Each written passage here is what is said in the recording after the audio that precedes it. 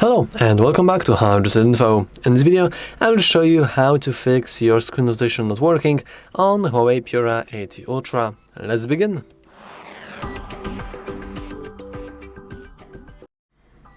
First of all, we want to expand our control center. Then we can see a little orientation lock right here. As you can see, currently it is enabled, which means that if we would go to application, for example our browser that supports both portrait and landscape mode, and we try to rotate it, then you can see that nothing really is happening, and from obvious reasons.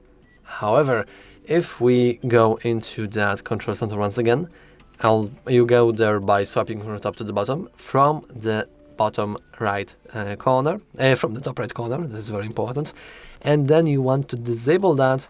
We can see that now everything is working without any issues whatsoever, which is pretty cool.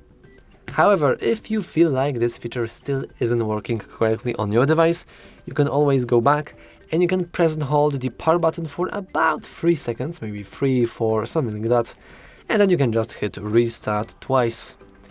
And I know that this may seem kind of silly, but whenever you reboot your device, you're not only rebooting the software but hardware as well, including gyroscopes, which are responsible for screen rotation feature.